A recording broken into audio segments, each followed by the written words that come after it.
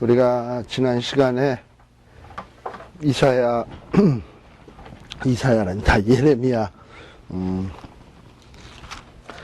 한 45장까지 바룩 얘기까지 한 걸로 기억하고 있습니다.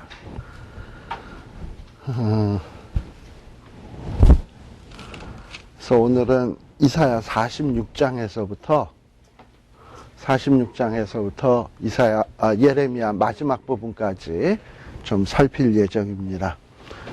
제가 이미 말씀드린 바와 같이 이사야 46장에서부터 마지막 장까지, 특별히 52장은 열왕기랑 똑같거든요, 거의.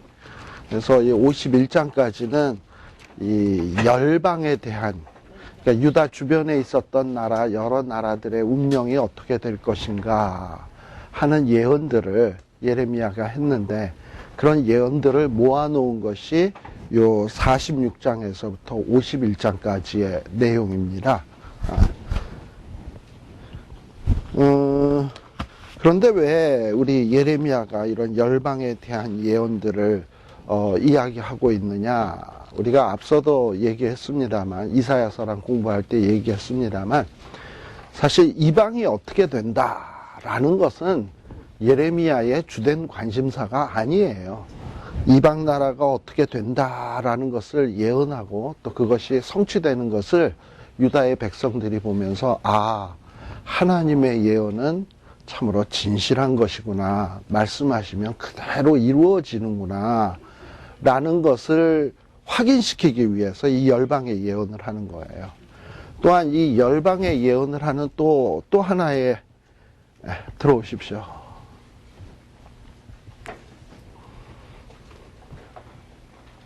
열방이 엑스트라네요. 그렇죠. 어떻게 보면.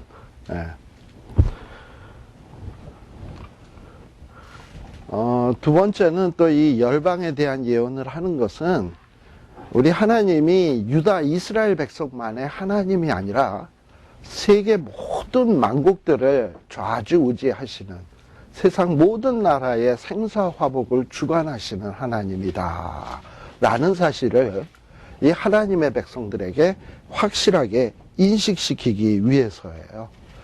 그래서 여기 요 45장에서부터 요 51장까지, 예레미야 45장에서부터 51장까지에 보면 이제 이방 민족들의 열방에 대한 예언들이 나오는데, 총 이방 민족이 몇 개의 민족이 등장을 하느냐 하면 한 10개의 나라가 등장을 해요.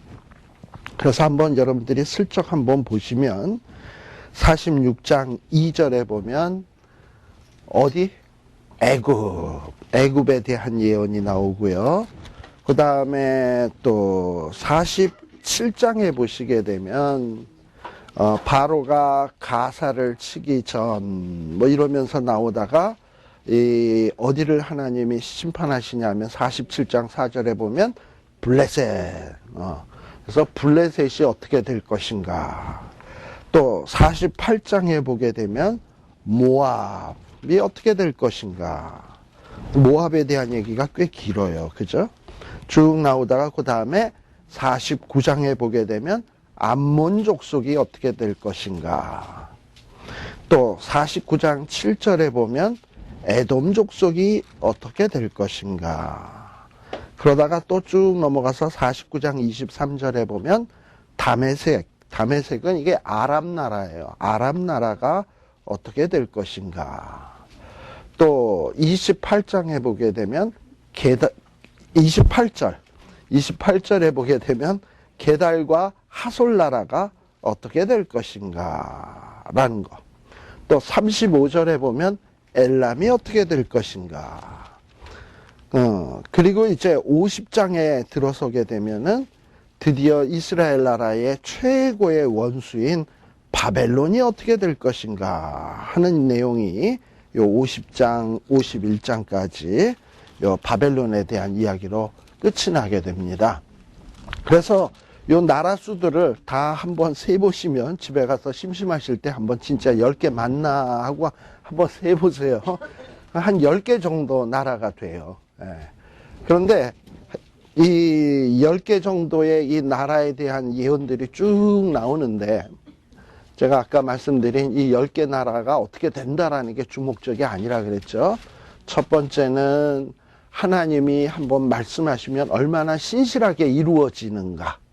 또 두 번째는 이 10개 나라들을 이야기함으로써 하나님이 이스라엘 나라만의 하나님이 아니라 열방 모든 나라의 하나님이시다. 열방 모든 나라를 좌지우지하시는 하나님이다. 라는 것이 이 이야기의 주된 목적이 되는 거예요. 그런데 이 열방 나라에 대한 심판에 몇 가지 특징이 있는데요. 그게 뭐냐면 꽤 지명 이름들이 뭐 애굽이면 애굽, 모압이면 모압에 나오는 여러 도시들, 그 각 나라 안에 있는 도시들 그 지명 이름들 있죠. 이 지명 이름들이 꽤 구체적으로 나오고 있는 것을 볼 수 있어요. 이제 보시면 알겠지만, 왜 우리 하나님께서 이렇게 어느 나라 멸망시킨다 해놓고 그 나라 안에 있는 도시의 이름들을 구체적으로 명시하는 것일까? 사실 예언을 편하게 하려면 두리뭉실하게 하는 게 편해요. 왜냐하면 두리뭉실하게 해놔야 나중에 적당히 안 이루어져도 적당히 요리 피하고 조리 피하고 도망갈 수가 있어요. 그쵸? 예. 이리 걸리고 저리 걸리고 이런 식으로. 그런데 구체적으로 예언을 하면 할수록 어떻게 되는 거냐? 그렇게 안 되면은 이 예언의 신빙성이 떨어지게 되는 거예요.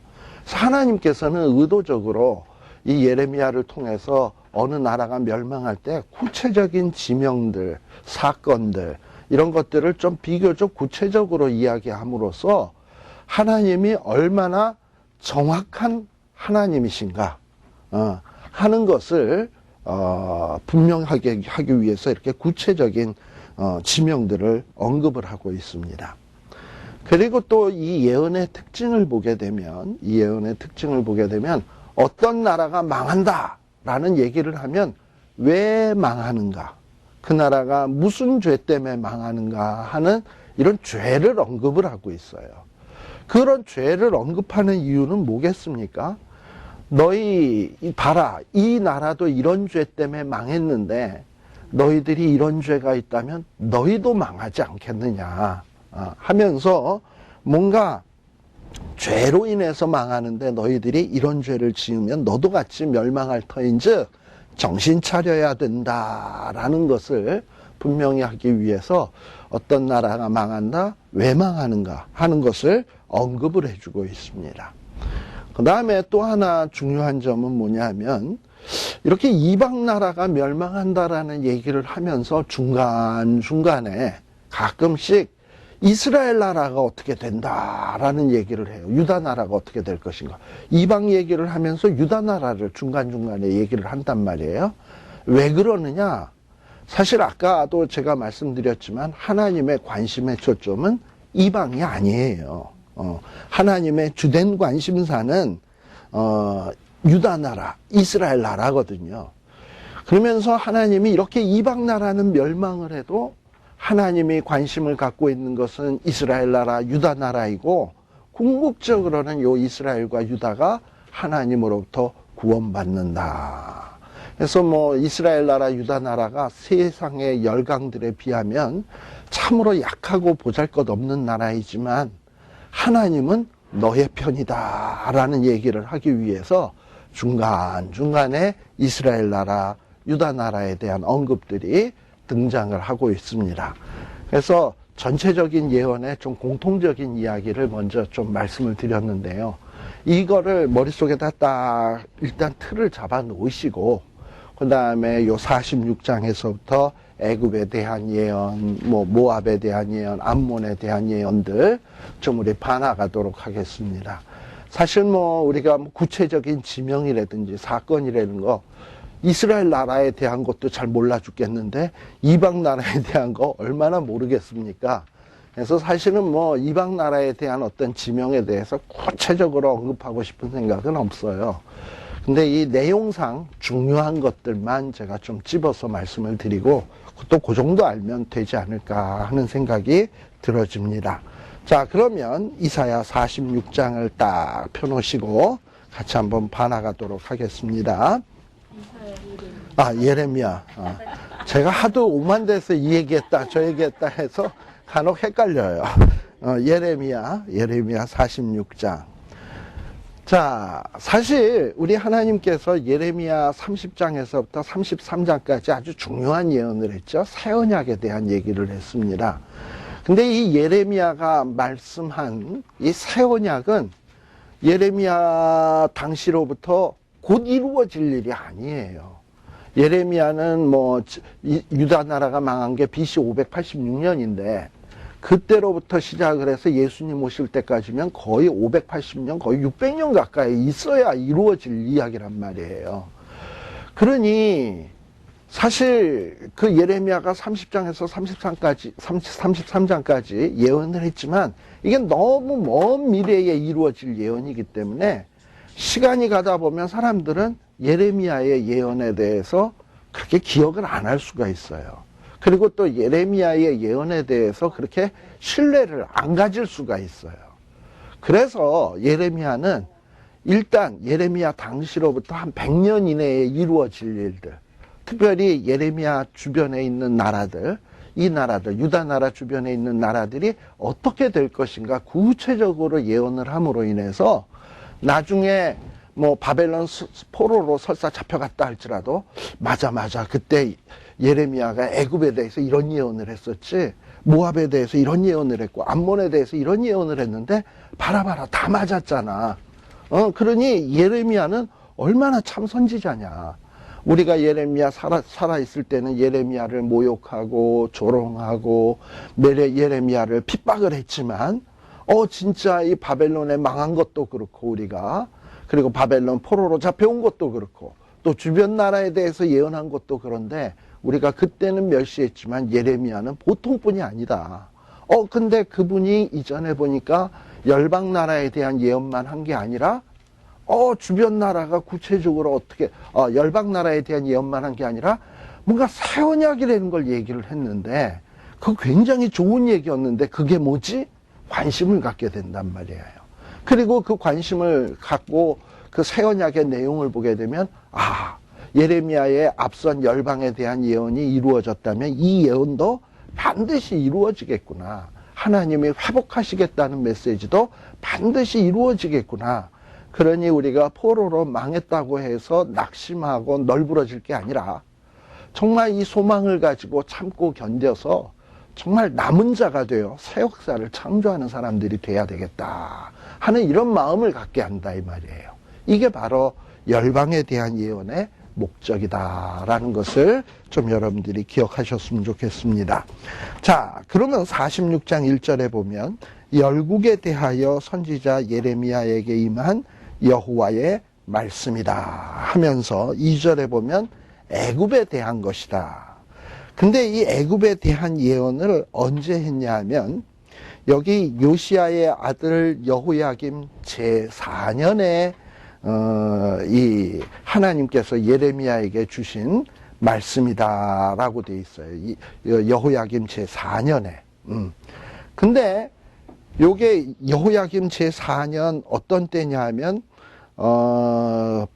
바벨론 왕 느부갓네살에게 패한 애굽 왕 바론 느고의 군대에 대한 말씀이다라는 말을 해요.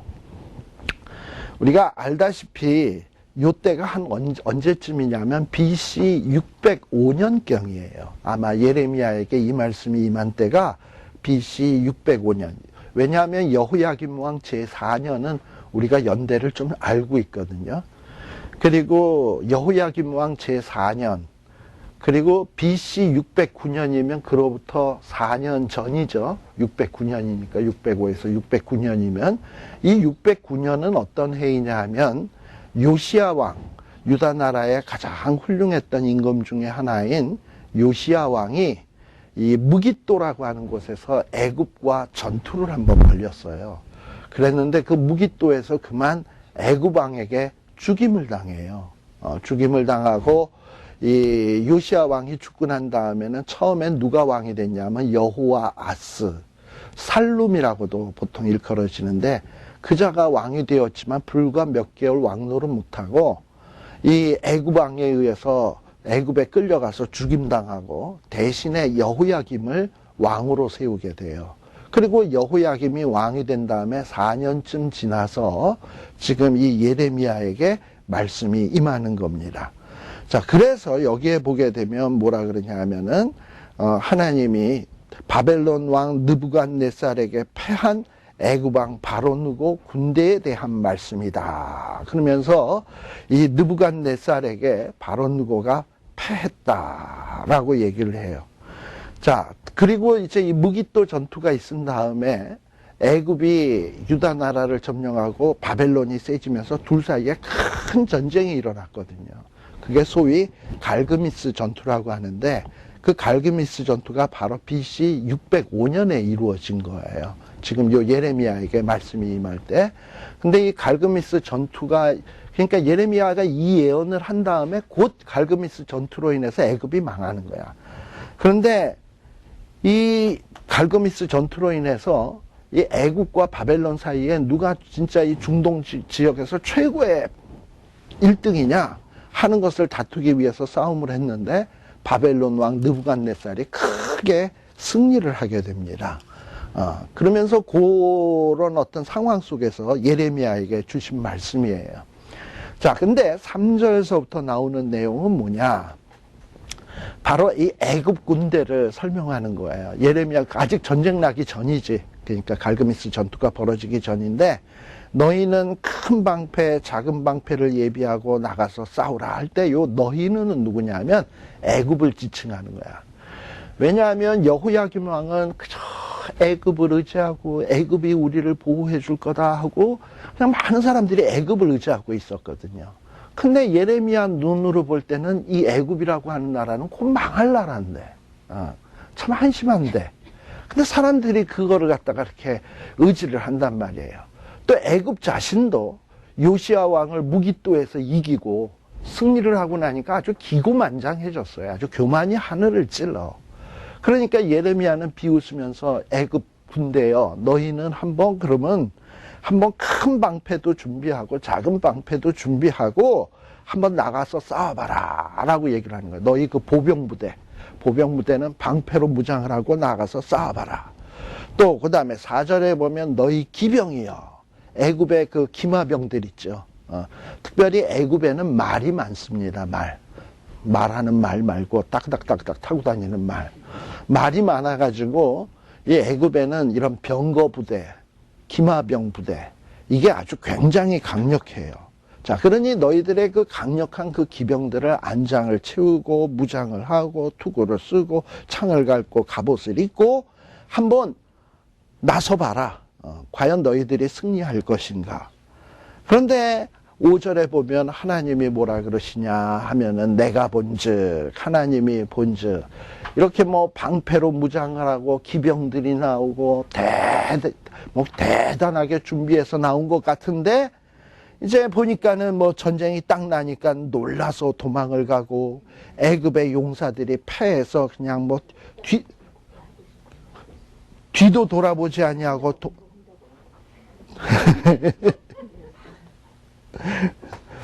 뒤도 돌아보지 아니하고 도망가고 막 이런 일들이 생긴다 이 말이에요. 왜냐? 어떤 하나님께서 이 애국 군대를 두렵게 사방에서 막 적들이 쳐들어오게 한다 이 말이에요. 그러다 보니까 어떤 일이 벌어지냐. 6절에 보면 애국 군대 가운데 기병들은 얼마나 빠르겠습니까? 근데 그 암만 빠른 자도 도망을 못한대. 근데 이 도망 못하는 이유가 있어요. 뛰는 놈 위에 뭐가 있다? 그것은 공군이 온 건 아니고 여기 여러분들이 성경에 보면 하박국 1장을 한번 보세요.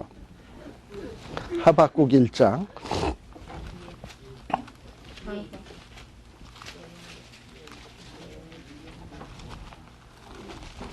하박국 1장 6절 한번 봅시다.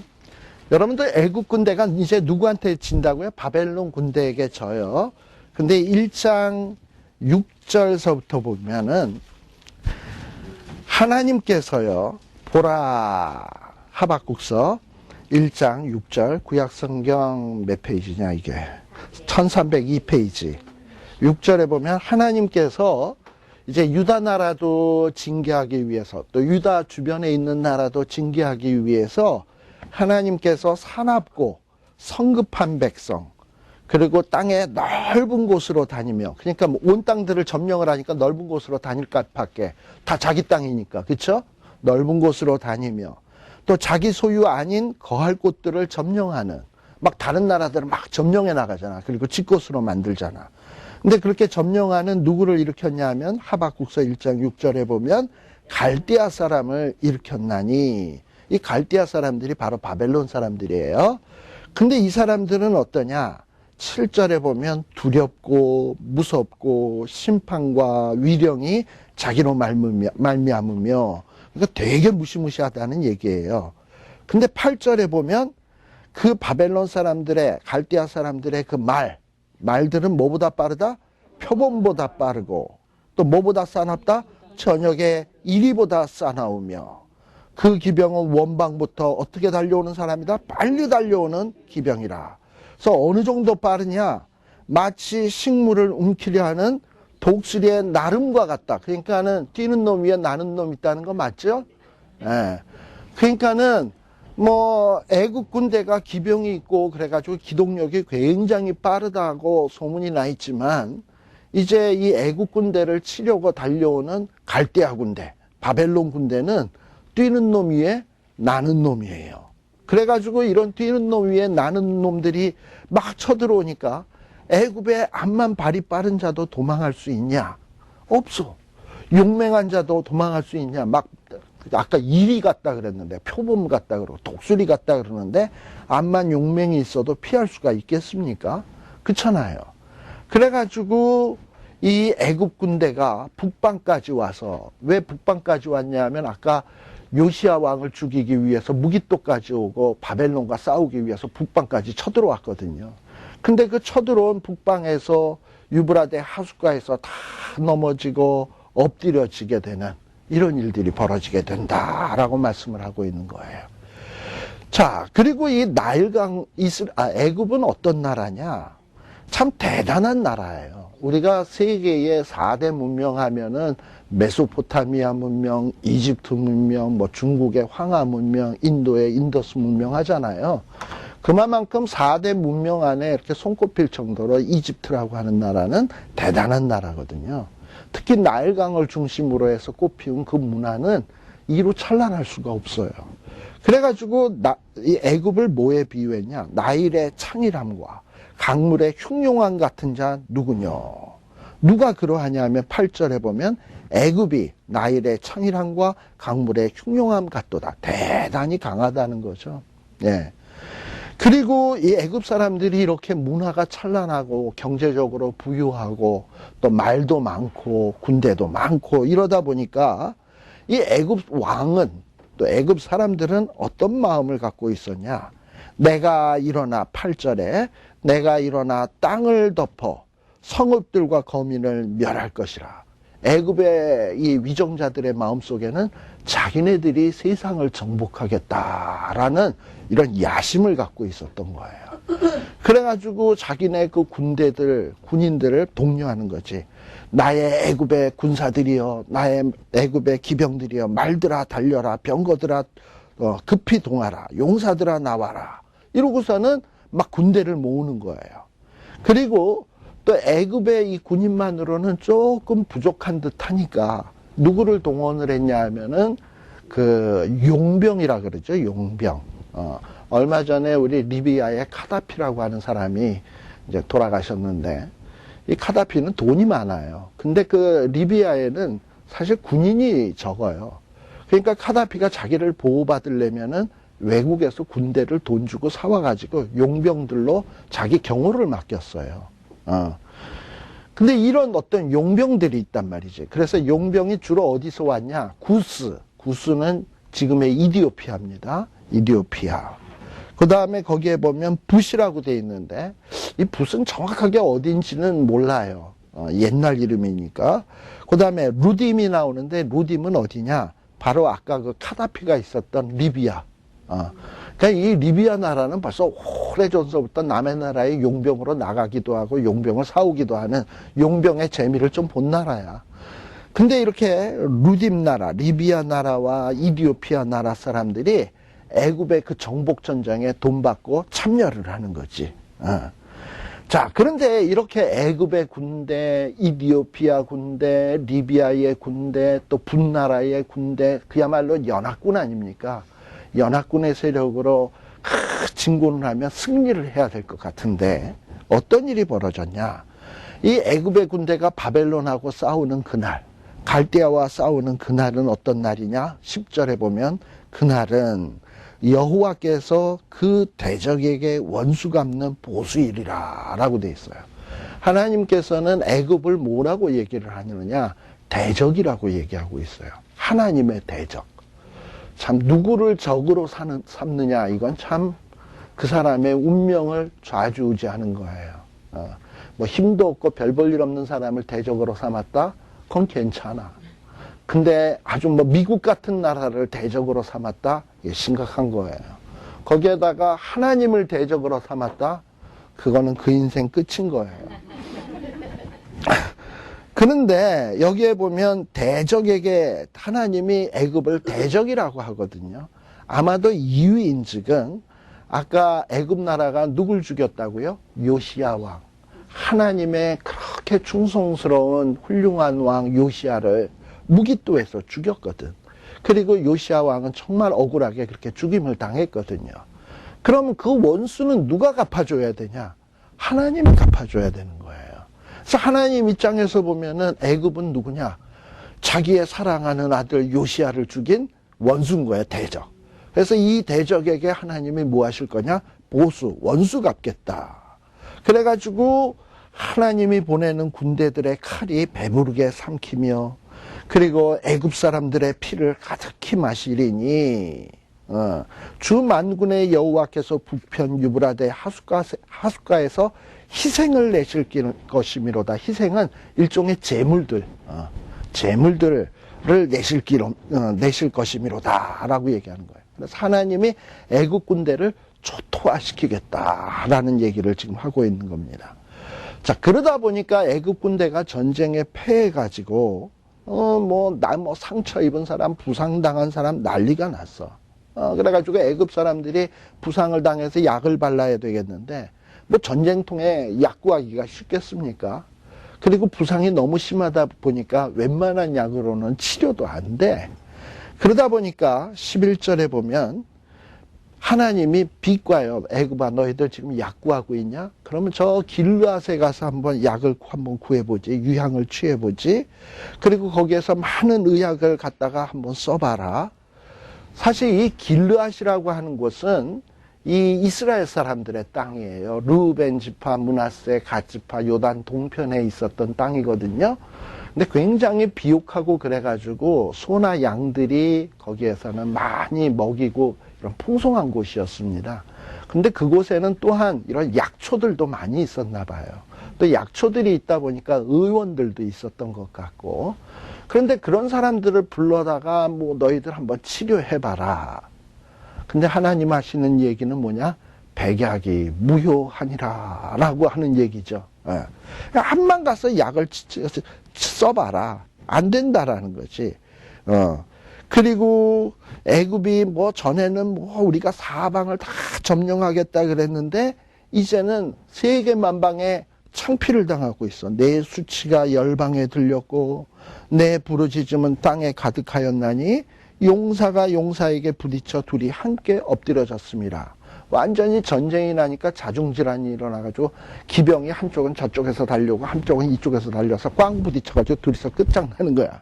우리가 보통 무슨 만화 영화 같은 데 보면 힘센 사람이 두 사람을 쾅 하면은 둘 다 쫙 뻗어버리죠. 그래서 여기 보면 한꺼번에 그냥 둘이 한꺼번에 엎드려지는 일들이 막 벌어지고 난리가 났어요. 이러면서 처참하게 애굽이 패망할 것을 이야기를 합니다. 자, 그런데 사실 이러한 애굽의 멸망에 대한 예언은요, 여러분들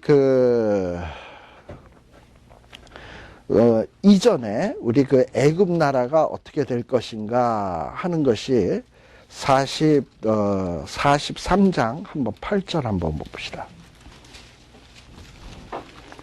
43장 8절에 우리 이미 했던 거예요. 예레미야가 그 사람들에게 붙들려 가지고 어디에 갔다 그랬죠? 애굽 땅까지 끌려갔다 그랬잖아요. 그래가지고 끌려간 곳이 어디냐면 다바네스라는 곳이었어요. 그래서 다바네스의 곳에 이렇게 도착을 해서 보니까 이 사람들이 뭐 하고 있냐면 그 다바네스까지 이 망명까지 와가지고 하는 짓들이 뭐냐면 13절에 보면 뭐 우상 숭배 뭐 이런 짓을 하고 있다 이 말이지. 그러면서 우상 숭배를 하고 막 이런 짓을 하고 있어요. 그래서 이 예레미야가 뭐라 그랬냐? 돌을 하나 가져다가 다바네스 그 애굽 왕의 그 별장 같은 옆에다가 돌을 하나 딱 놔두고 나중에 바벨론의 군대가 쳐들어오면 여기에다가 바벨론 왕이 보좌를 놓을 것이다. 그거 기억나시죠? 네. 그러면서 이미 예언을 했거든요. 예레미야가. 근데 아마 이 예언하고 관련이 있는 내용이 바로 요 46장 13절에서부터 나오는 얘기죠. 네. 그래서 여기에 보면 하나님이 애굽 땅을 치는데 결국은 느부갓네살이 어디까지 올 거냐면 다바네스까지 올 거야. 그리고 예레미야가 돌을 감춰두었던 곳 위에다가 느부갓네살 왕이 거기다가 보좌를 필 거고 장막을 펼칠 거고. 그래서 정말 예레미야 말대로 이루어지게 된다 이 말이에요. 근데 아마도 아까 43장 8절 이하에서 그런 예레미야가 그런 예언을 할 때는 사람들은 애굽에 있는 사람들이 저 예레미야가 이제 뭐 이리 끌려다니고 저리 끌려다니고 또 나이도 먹었고 이제 슬슬 노망이 나서 헛소리를 하는구나 라고 얘기했는지 모르겠지만 실질적으로 갈대아 사람들이 쳐들어와서 구체적인 지명 다바네스까지 와서 느부갓네살이 점령하는 모습을 보았을 땐 어떤 생각이 들었을까요? 예레미야를 우습게 봤는데 그게 아니네. 이런 생각이 들 거 아니에요. 아니나 다를까 하나님께서 14절에 보면 뭐라고 얘기를 하냐. 애굽에 선포하기를 믹돌, 높, 다바네스에 선포하여 말하기를 너희는 굳게 서서 예비하라. 내 사방이 칼에 삼키었느니라 라고 돼 있어요. 그러니까 믹돌, 높, 다바네스는 이 애굽의 가장 중요한 도시들 가운데 하나예요. 그런데 이런 도시들이 이제 하나님의 칼에 삼키게 돼.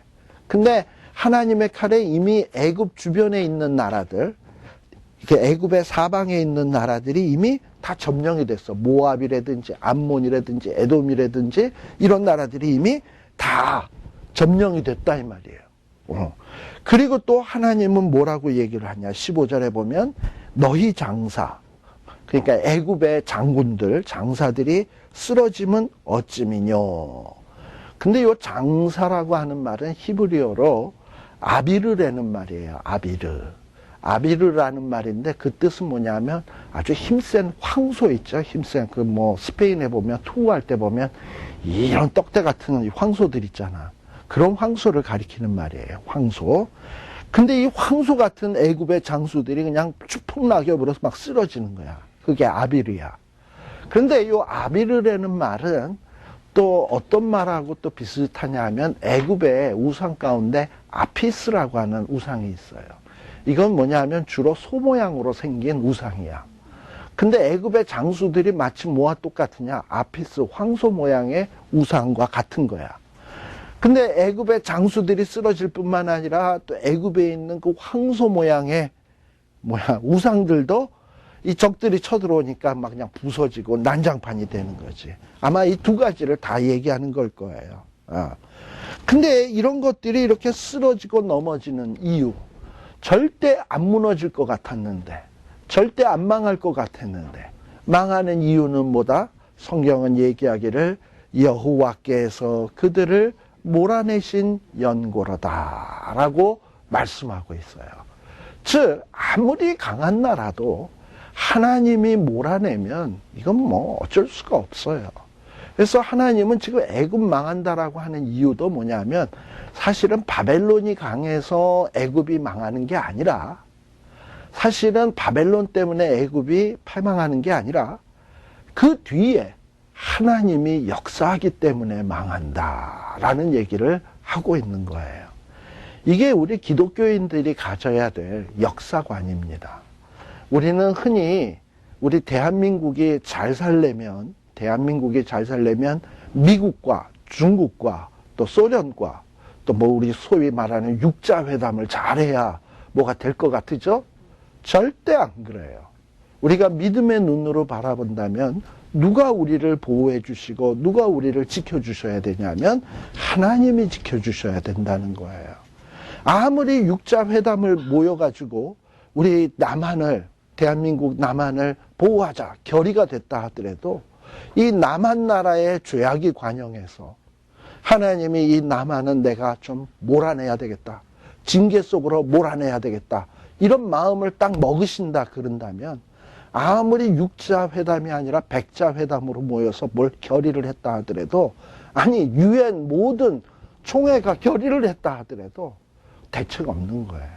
그러니까 이거는 우리 대한민국이 보호받냐 보호받지 않냐는 누가 우리를 도와주는 사람이 강하냐 강하지 않냐의 문제가 아니라 하나님이 나를 지켜주시느냐 안 지켜주시느냐, 그 문제인 거예요. 서로 우리나라가 약하고 보잘것이 없어도 하나님이 내 편이시면 우리가 누구를 두려워하리요? 우리 기억하시잖아요. 다윗이 골리앗과 싸울 때 뭐 힘으로나 등치로나 뭘로 봐도 이거 게임이 안 되는 경기지. 그러나 다윗은 담대히 나갈 수 있었던 이유가 뭡니까? 너는 창과 방패로 내 앞에 나오거니와 나는 만군의 여호와의 이름으로 나간다. 이런 배짱이 있는 거거든. 그러니까 우리 신자들의 어떤 역사관은 이런 것이 분명히 있어야 돼. 근데 지금 하나님은 애굽이 망하는 걸 보면서 이스라엘 백성들이 착각하지 않기를 바란 거야. 애굽이 망하는 거 보면서 바벨론이 강해서 망하는구나, 이런 착각을 할 수 있거든요.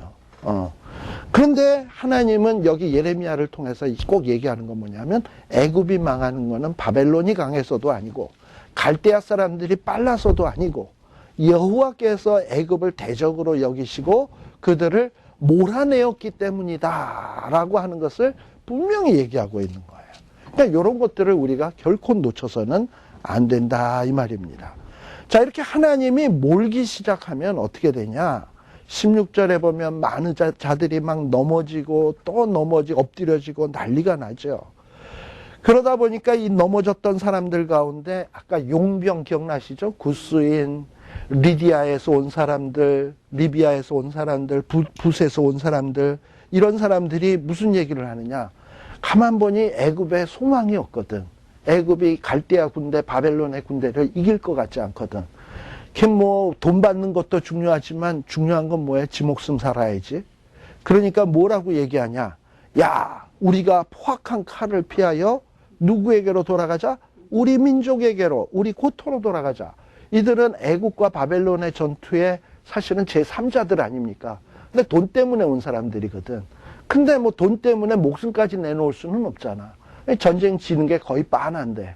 그러니 이제 목숨이라도 건져서 고향 땅이라도 돌아가야지.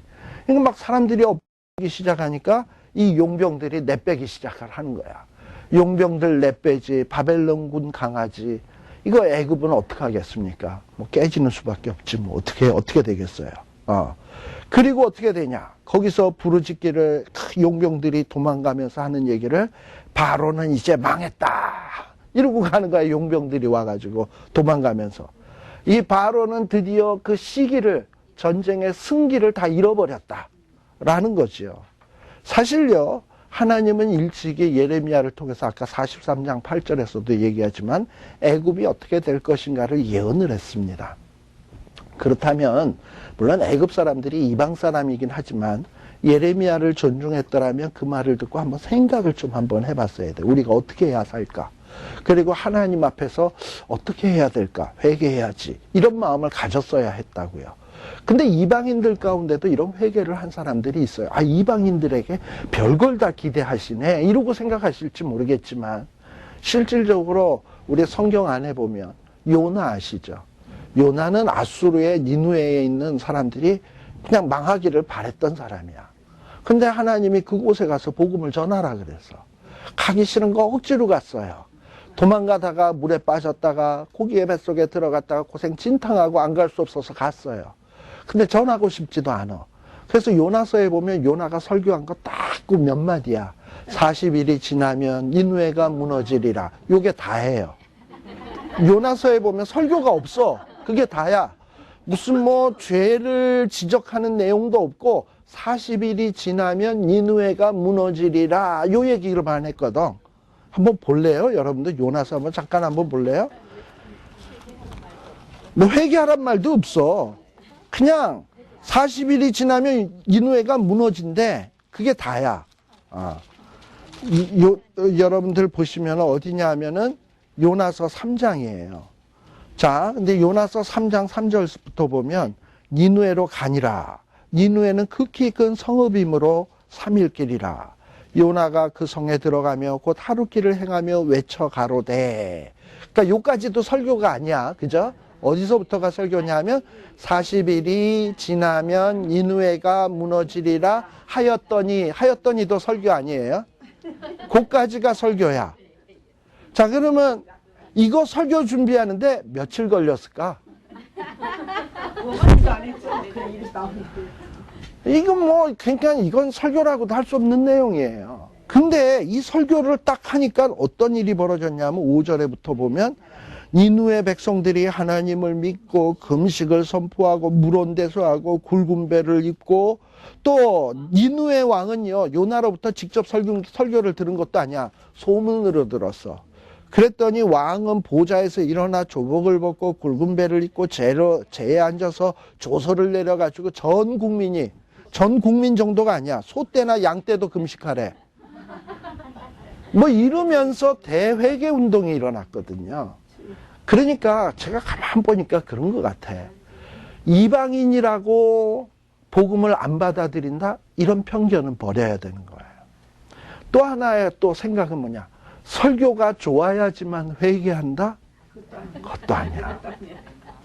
설교로 친다면 이사야만한 설교가 어디 있겠으며 예레미야의 설교만큼 훌륭한 게 어디 있겠어요. 근데 그 설교 들었다고 회개하는 게 아니더라고. 그러니까는 예레미야가 이미 애굽에 대해서 예언을 했는데 그 예언을 듣고 애굽 왕은 어찌 했어야 되냐면 사실은 회개했어야 돼. 누구처럼? 니느웨처럼. 그런데 그 회개할 기회를 잃어버린 거야. 그러니 바로는 어떻게 됐다?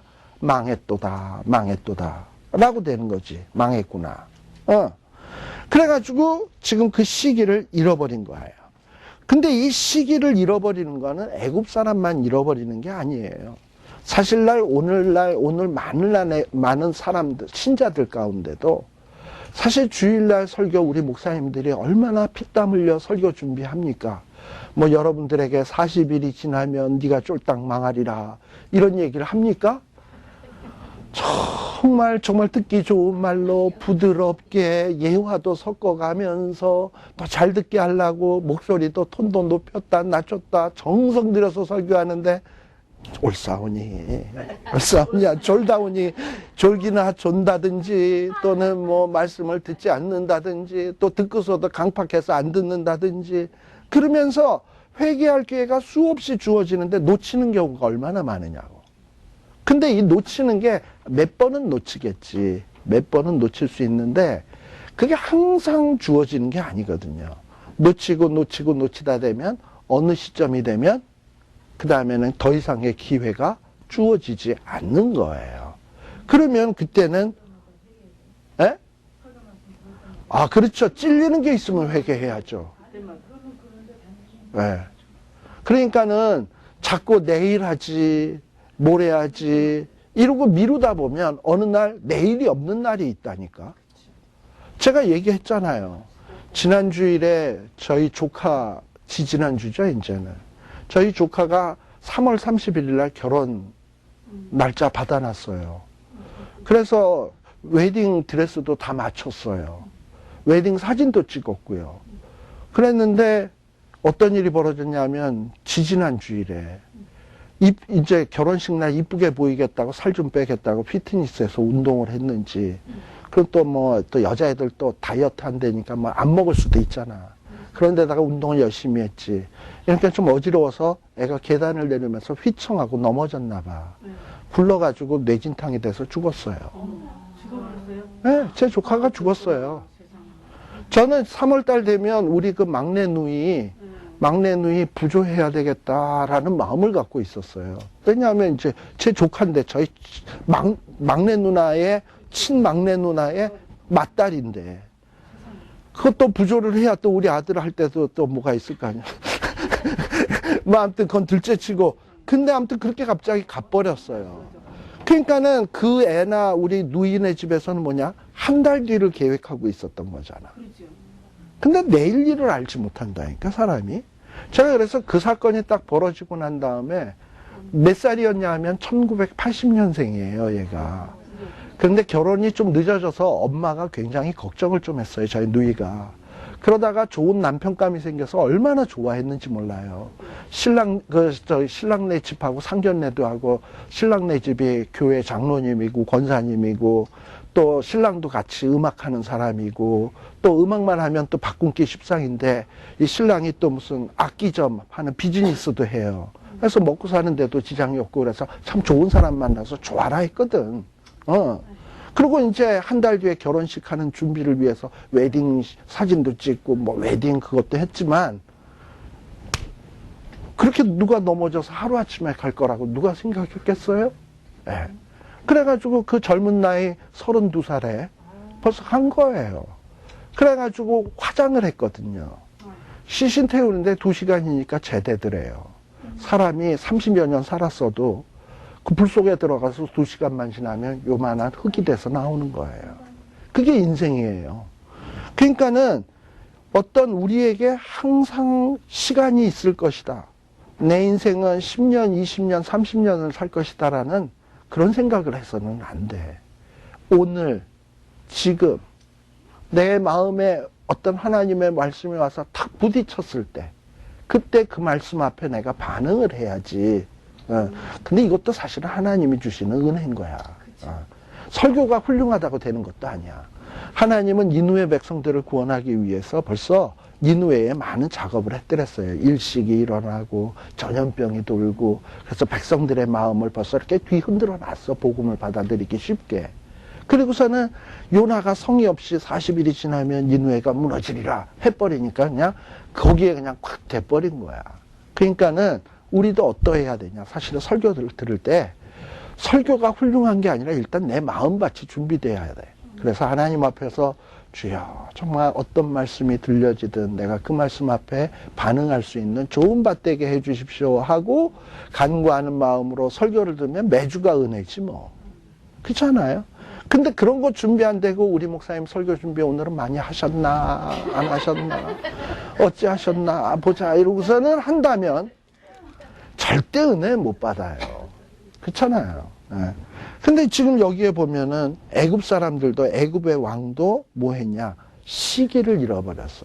그러니까 하나님 앞에 회개할 시기, 정말 하나님 앞에 돌아갈 시기 이런 거를 다 잃어버렸어. 그러다 보니까 18절에 보면 어떤 얘기가 나오냐?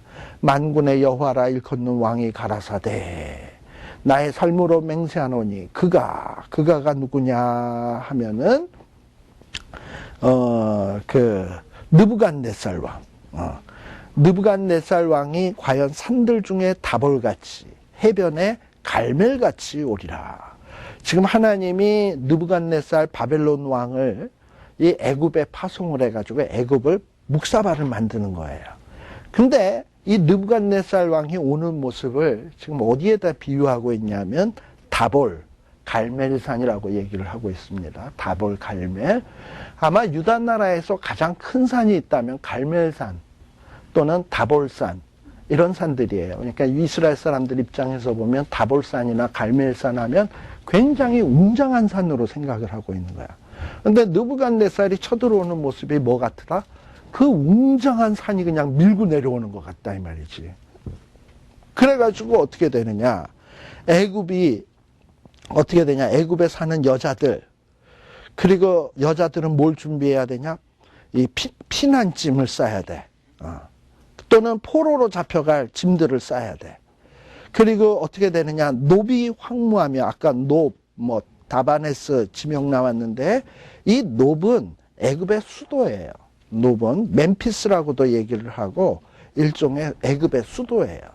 근데 이 노비 아주 황폐화되고, 정말 화려하고 멋진 도시인데, 이런 도시가 이 바벨론과의 전투로 인해서 황무하고, 불에 타고, 거민이 없어지고, 또 이 애굽이 얼마나 아름다운 도시입니까? 나일강이 흐르고 정말 비옥하고 이런 곳인데 아무리 심이 아름다우면 뭐해? 그리고 살이 포동포동한 암송아지 같으면 뭐해? 북에서부터 바벨론이라고 하는 무서운 적이 쳐들어와 가지고 멸망에 이르게 되었다 이 말이지요. 그리고 아까도 얘기했습니다만 21절에 그 중에 고용군, 이 용병이라 그랬죠. 이 용병들이 16절에 보면 고토로 돌아가자. 바로 왕은 망했다. 이러고서는 막 도망치기 시작을 하는 거야. 외양간에서 송아지 같아서 돌이켜 함께 도망하고 정말 그 외양간에 갇혀있던 송아지가 갑자기 문을 툭 튀어나와서 그거 잡으려 그러면 얼마나 힘들어요. 이리 뛰고 저리 뛰고 하면 그거 쫓아다니기 힘들잖아요. 예. 이러면서 이 용병들이 와가지고는 그냥 냅다 도망가고 그리고 애굽은 어떻게 되었다? 아주 벌받는 때가 되었다라는 거예요. 그리고 애굽의 소리가 이제 무슨 소리 같으냐? 여러분들 뱀이 어떻게 소리 내는지 아세요? 뱀 소리? 뱀 하나? 슉슉 하나? 방울뱀은 참 이런 소리 내지만 그러니까 뱀이 입으로 내는 소리 들어보셨어요? 방울뱀 소리는 꼬리 소리지. 그건 꼬리 소리지. 입으로 내는 이렇게 내는 소리가 뭐 들려요? 그러니까 뱀의 소리라는 건 소리가 안 난다는 얘기야. 근데 아까 앞에 그 애굽 사람들이 뭐라고 얘기했냐면 우리가 땅들을 8절에 보면 내가 일어나 땅을 덮어 성읍들과 거민들을 멸할 것이다. 말들아 달려라 병거들아 급히 동하라 이럴 때는 그 장군들이나 왕이 얼마나 우렁차게 얘기를 했겠어요. 그쵸?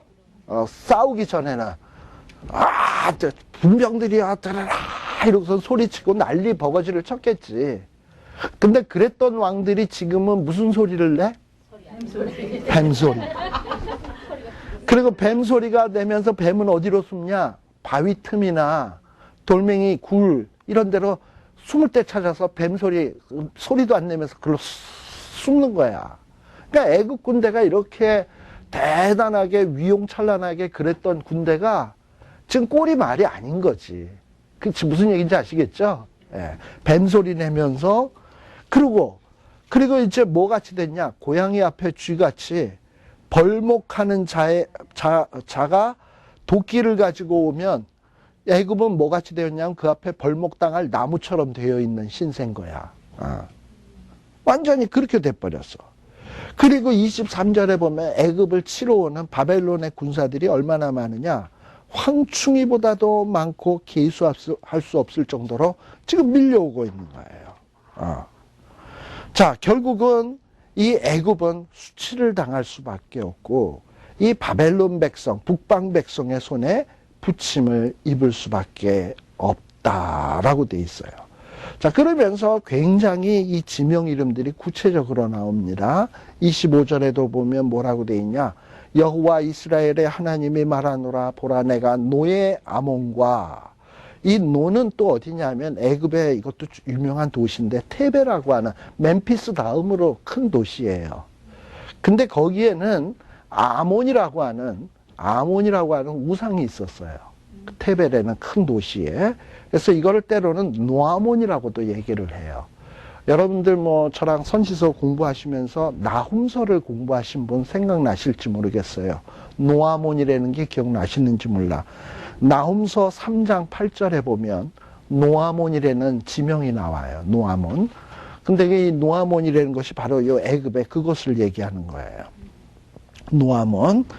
자, 그런데 이렇게 테베, 노아, 그리고 거기에 있는 우상, 아몬, 그리고 그들의 신들, 바로 그것에 의지하는 자들 다 하나님이 멸하겠다라고 얘기하는 거예요. 그리고 바벨론 왕의 손에 붙일지라 라고 얘기를 했어요. 그런데 여기 26절 끝부분에 보면 하나 이상한 말이 나와요.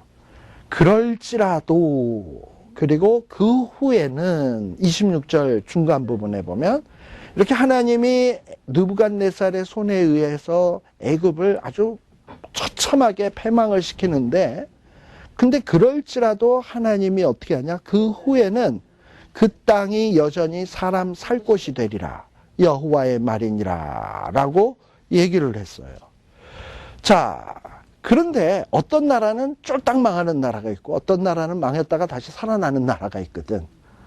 근데 이게 지금 예레미야가 이런 예언을 하고 있는데, 하나님의 선지자들의 예언이라면, 예레미야가 아닌 어떤 다른 사람의 선지자인데 그 사람도 하나님의 선지자라면 같은 예언을 할까요? 다른 예언을 할까?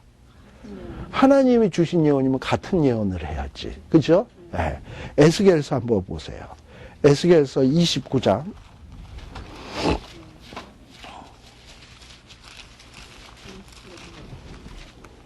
에스겔서 29장 11절.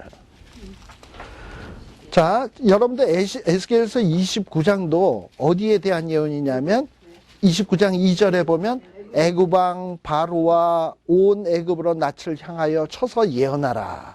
에스겔도 애굽의 미래에 대해서 예언을 했어요.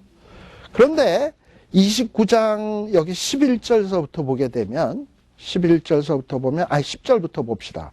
그러므로 내가 너와 내 강들을, 여기서 너는 누구냐면 애굽이에요. 내가는 누구냐면 하나님이에요. 하나님이 애굽과 애굽의 강들을 쳐서 애굽 땅 믹돌에서부터 수에내 곧 구스 지경까지 황무한 황무지 사막이 되게 하리니, 그래서 그 가운데로 사람의 발도 지나가지 아니하며 짐승의 발도 지나가지 아니하고, 그 다음에 거 접하는 사람이 없이 몇 년이 지난다?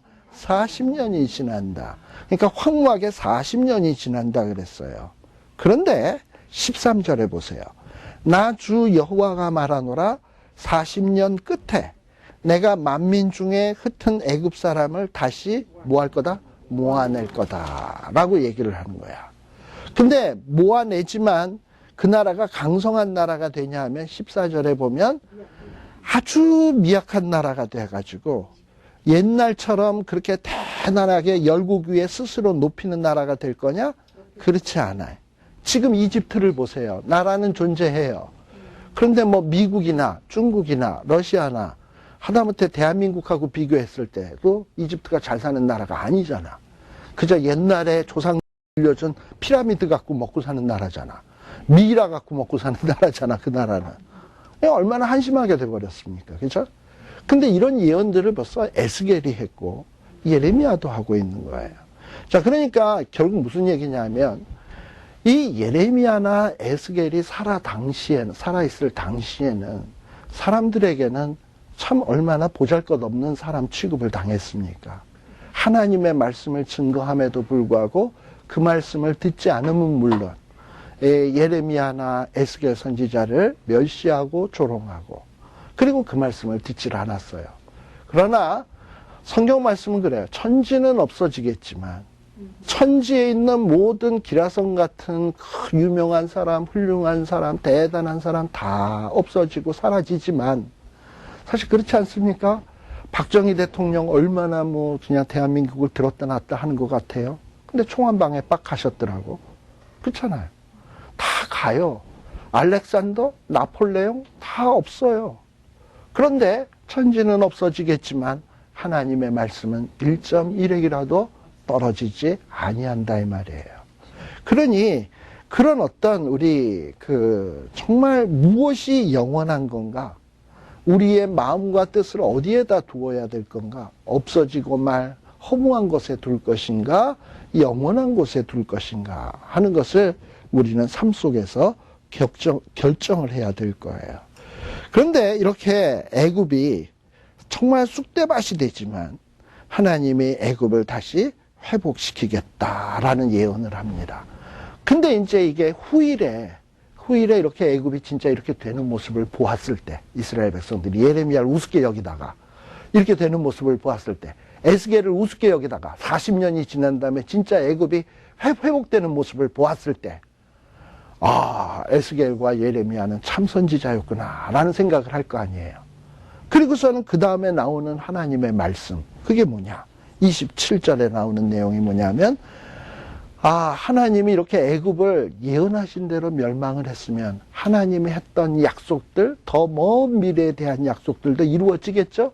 근데 더 미래에 대한, 먼 미래에 대한 약속이 뭐였냐면 27절, 28절이에요.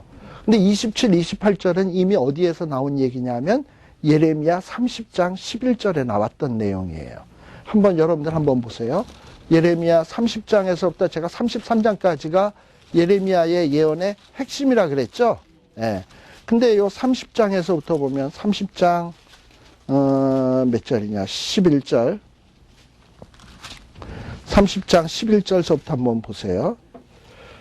거기에 보면 나 여호와가 말하노라 내가 너와 함께하여 너를 구원할 것이라 내가 너를 흩었던 열방은 진멸한다 할지라도 너는 진멸하지 아니하리니 그러나 내가 공도로 너를 징책할 것이요 결코 무죄한 자로 여기지 않겠다. 이런 얘기가 나왔는데, 자, 그 27절에부터 나오는 얘기, 특히 28절에 보면 27, 28절에 보면 내 종 야곱아 두려워 말라 이스라엘아 놀라지 말라 보라 내가 너를 원방에서 구원하며 내 자손을 포로된 땅에서 구원하리니 야곱이 돌아와서 평안히 정원히 거할 것이라 그를 두렵게 할 자가 없으리로다.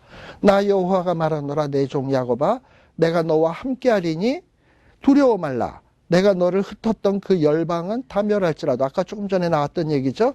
멸할지라도 너는 아주 멸하지 아니하리라. 내가 너를 뭐로? 공도로 징책할 것이요 결코 무죄한 자로 여기지 아니하리라. 지금 하나님이 예레미야 30장에서 했던 내용을 지금 애굽에 대한 예언을 하면서 다시 한번 반복하는 이유는 뭘까요? 하나님이 얘기하고자 하는 핵심이 요거예요. 자, 애굽 망하는 거 봤지? 그러니까 하나님의 말씀은 진실해. 그러니까 하나님은 어떻게 하실 것이냐? 너희들이 설사 지금 바벨론 포로로 잡혀간다 그래서 끝장났다고 생각을 하는데 그러지 말아라는 거예요. 하나님이 때리는 매를 다 맞으라 이거예요. 맞지만 맞고 난 뒤에는 하나님이 너희들을 분명히 돌이킬 거다. 회복시킬 거다. 그러니 너희들의 그 패망을 너무 두려워하지 말라는 거예요. 두려워하지 말고 하나님이 때리셨으면 낫게 하실 것이다.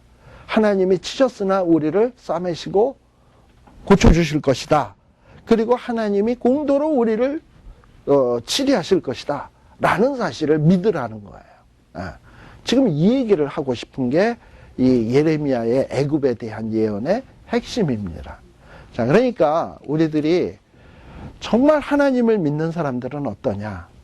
우리가 살다 보면 힘든 일, 어려운 일이 있어요. 근데 힘든 일, 어려운 일이 오는 거는 딱 두 가지예요. 어떻게 보면. 첫째는 내 죄 때문이에요.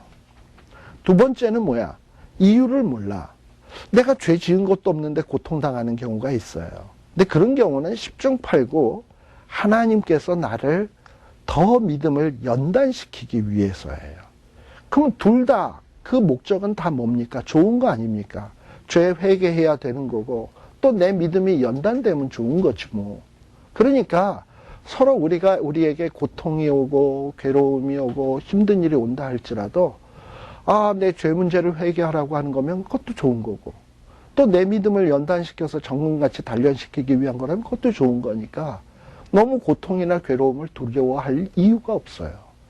시간이 지나면 하나님이 나를 구해낼 것이고 나를 공도로 정의로 치리하실 것이다.